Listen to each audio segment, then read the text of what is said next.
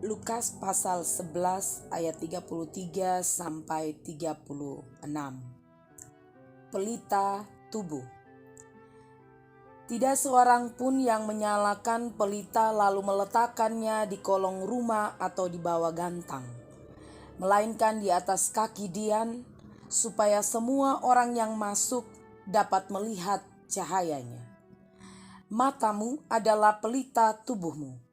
Jika matamu baik, teranglah seluruh tubuhmu. Tetapi jika matamu jahat, gelaplah tubuhmu.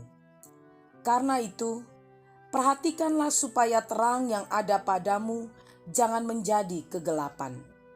Jika seluruh tubuhmu terang dan tidak ada bagian yang gelap, maka seluruhnya akan terang. Sama seperti apabila pelita menerangi engkau dengan cahayanya. Matamu pelita tubuhmu. Saudara-saudariku yang dikasihi di dalam nama Tuhan Yesus Kristus, perikop sebelumnya menjelaskan tentang Yesus yang memperingatkan orang-orang yang hanya ingin melihat tanda, tetapi tidak mau percaya dan bertobat. Itu ada pada ayatnya yang ke-29 sampai ayatnya yang ke-32. Dan pada malam hari ini, dalam perikop selanjutnya, Yesus mengajarkan tentang pelita dan mata. Sebuah prinsip yang begitu penting juga dinyatakan di sini. Tentunya saudara-saudari, bacaan ini tidak asing lagi bagi kita sekalian dan sebagai pendengarnya. Para pendengar pada saat yang lalu begitu mudah untuk memahami akan hal ini. Karena pelita yang dimaksudkan di sini adalah pelita kecil yang terbuat dari tanah liat, yang diisi dengan minyak zaitun dan dipakai untuk penerangan. Biasanya pelita dinyalakan dan diletakkan di atas kaki dian supaya menyinari seluruh ruangan, sehingga cahayanya dapat terpancar dan dilihat orang. Pelita yang menyala tidak disembunyikan atau tidak ditaruh di kolong rumah atau di bawah gantang, sehingga tidak dapat menyinari ruangan. Dan kalau demikian, maka tidak ada gunanya pelita itu disembunyikan. Nah, saudara-saudariku yang dikasihi Kristus, pelita digambarkan sebagai firman Allah. Firman yang diucapkan oleh Allah, dan itu adalah terang yang akan menuntun kita untuk dapat menjalani bahkan melakukan seluruh sikap dan perbuatan hidup kita.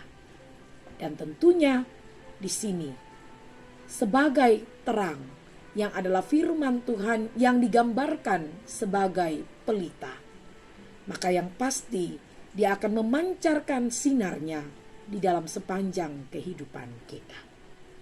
Nah, kekasih-kekasih Tuhan, tentunya terang itu juga tidak ditempatkan di tempat yang tersembunyi.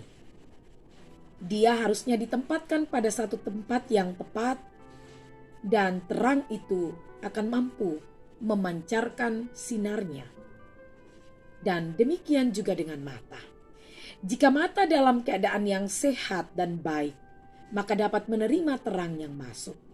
Tetapi jika mata tidak sehat, tidak baik, maka akan menyebabkan kita melihat yang namanya kegelapan. Selama mata bekerja dengan baik, kita akan dapat melihat sesuatu. Dan pastinya kita akan mampu untuk menanggapi keadaan di sekitar kita. Dan ungkapan mata adalah pelita tubuh sungguh memiliki arti yang dalam. Karena jika fungsi mata dipergunakan untuk melihat hal yang kurang berkenan, misalnya melirik dosa, maka hati, pikiran kita akan dikuasai oleh dosa atau terbawa ke arah hal-hal yang berdosa. Dan itulah kegelapan yang pada akhirnya akan menguasai kita, sehingga kita tidak mampu lagi untuk melihat hal-hal yang baik. Nah, kekasih-kekasih Tuhan, dari bacaan firman Tuhan ini, Mengapa Yesus menggunakan mata dan bukan anggota tubuh lainnya? Karena kita tahu mata adalah alat untuk melihat, dan melihat itu berarti memberi pandangan terhadap segala sesuatu yang kita lihat sebelum kita mengambil tindakan. Jadi mata di sini lebih dilihat bukan hanya sebagai organ tubuh, tetapi kepada fungsinya. Sehingga kita harus sungguh-sungguh mewaspadai mata kita untuk senantiasa menempatkannya pada hal-hal yang baik. Karena dari situlah awal mula terjadinya suatu tindakan atau suatu perbuatan. Mata adalah cermin gerak jiwa yang perlu terus terlatih dan dibiasakan untuk melihat hidup dari sudut pandang positif dan bersikap optimis pada pengharapan yang didasarkan pada iman kepada Tuhan. Maka tentunya jika demikian, maka kita akan menjadi terang seperti pelita yang menerangi semua sisi kehidupan kita dan menjadi sebuah kesaksian di mana saja kita berada. Entah itu di tempat kerja kita, pelayanan kita, lingkungan tempat tinggal kita, gereja, dan lain sebagainya. Jika kita memakai mata kita untuk memandang sesuatu yang positif atau juga pada saat lainnya kita memandang sesuatu yang negatif, maka kita akan melihat dan mengalami yang namanya kegelapan. Kegelapan itu bisa berupa kegagalan, kekecewaan, kepahitan dalam hidup. Mata yang adalah pelita diberikan oleh Tuhan sebagai anugerah. Haruslah digunakan sebaik mungkin agar dunia yang gelap bisa bersinar dan menjadi terang. Karena itu, saudara-saudariku yang terkasih, pakailah matamu sebagai pelita tubuhmu yang akan menuntun engkau pada satu jalan terang Kristus untuk menuju pada satu kehidupan dan perilaku yang baik di dalam kehendak dan karunia-Nya. Amin.